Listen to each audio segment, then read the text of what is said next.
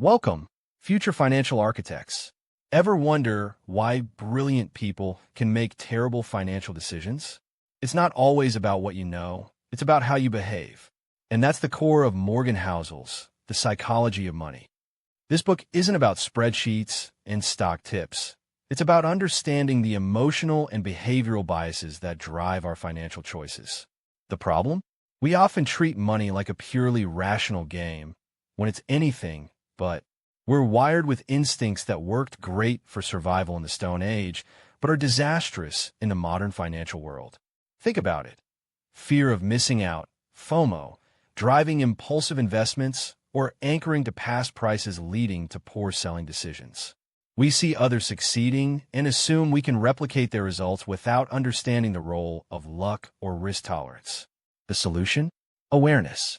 Recognizing these biases is the first step. But awareness alone isn't enough. We need systems. In this video, we'll explore how we can leverage. We will dive deep into specific modules inspired by Housel's principles, and then explore the power of compounding and how we can use. Let's embark on this journey to understand our money mindsets and build a robust financial future. Housel argues that luck and risk are inseparable.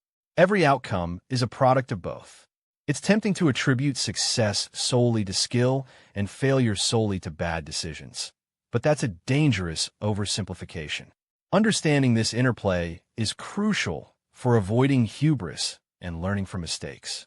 Consider the story of two investors, one who takes excessive risks and gets lucky, and another who makes prudent choices but suffers a setback due to unforeseen circumstances. The lucky investor might be hailed as a genius, while the prudent one might be unfairly criticized. But in the long run, the disciplined investor is far more likely to succeed. The key takeaway here is to avoid judging success or failure based solely on outcomes. Instead, focus on the process. Are you making informed decisions? Are you managing risk effectively? Are you learning from your mistakes? To further illustrate this, think about the stock market. A rising tide lifts all boats, but not all boats are created equal. Some companies are fundamentally strong, while others are simply riding the wave of investor enthusiasm. When the tide turns, the poorly managed companies will be exposed. So, how can we apply this knowledge? First, be humble. Recognize that luck plays a significant role in your financial outcomes. Second, focus on what you can control: your savings rate, your asset allocation, and your investment strategy. Third, learn from both your successes and your failures. Don't let success go to your head, and don't let failure discourage you.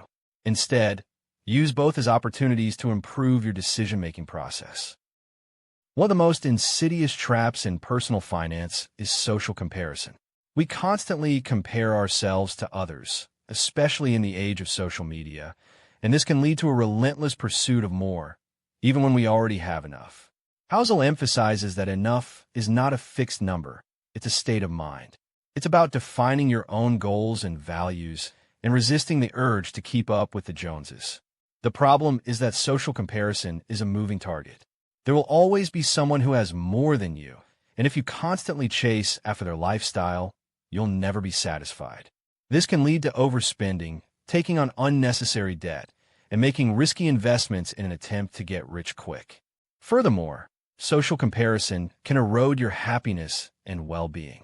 Studies have shown that people who compare themselves to others are more likely to experience anxiety, depression, and low self-esteem. So, how can we break free from this trap? First, cultivate gratitude. Focus on what you already have and appreciate the simple things in life. Second, define your own values and goals. What truly matters to you? What kind of life do you want to live? Once you have a clear vision, you'll be less likely to be swayed by external pressures. Third, limit your exposure to social media. It's easy to get caught up in the highlight reel of other people's lives, but remember that social media is often a curated and unrealistic portrayal of reality. Fourth, practice mindfulness. Pay attention to your thoughts and feelings without judgment. When you notice yourself comparing yourself to others, gently redirect your attention to the present moment. Compounding is one of the most powerful forces in finance. and Housel dedicates a significant portion of his book to explaining its importance. It's the idea that your money can grow exponentially over time as you earn returns on your initial investment and then earn returns on those returns. The key to compounding is time. The longer you let your money grow, the more significant the effects of compounding become. Even small amounts of money can grow into substantial sums over several decades. However, many people underestimate the power of compounding because it's not immediately apparent. In the early years, the growth may seem slow and insignificant, but over time, it accelerates dramatically. This is why it's so important to start saving and investing early, even if you can only afford to put away a small amount each month. To illustrate the power of compounding, consider the example of two investors. Investor A starts saving $5,000 per year at age 25, while Investor B starts saving $10,000 per year at age 35. Even though Investor B saves twice as much each year, Investor A will likely end up with more money at retirement because they started saving earlier and allowed their money more time to compound. The lesson here is clear. Time is your greatest asset when it comes to investing. Don't wait until you're older to start saving. Start now, even if it's just a small amount, and let the power of compounding work its magic. We'll use. One of Housel's most counterintuitive insights is that true wealth is what you don't see. It's the fancy car not purchased, the watch not worn, the upgrade declined. Wealth is hidden. It's income not spent. We see people with expensive cars, designer clothes, and luxury vacations, and we think they're wealthy. But often, they're just spending money. Real wealth is the option to buy something and choosing not to. It's financial flexibility, the ability to wake up one morning and change your career, start a business, or take time off without financial stress. The problem is that wealth has no visible markers. No one can see your bank balance, your investment portfolio, or your lack of debt. Society rewards conspicuous consumption, not invisible saving. We get dopamine hits from new purchases, but delayed gratification provides no immediate social validation. So how we build wealth in a world that celebrates spending? First, recognize that saving is a hedge against life's inevitable surprises. You don't know when you'll lose your job, face a medical emergency, or encounter an unexpected opportunity. Second, understand that flexibility and control over your time is the highest dividend money pays. The ability to do what you want, when you want, with who you want, for as long as you want is priceless. Third, respect the power of compounding, but only if you can stick with it through market crashes, recessions, and temptations. Saving isn't just about math, it's about psychology. It's about building the mental fortitude to resist temptation and stay focused on long-term goals. Remember, building wealth is less about investment returns and more about your savings rate and how long you can maintain it.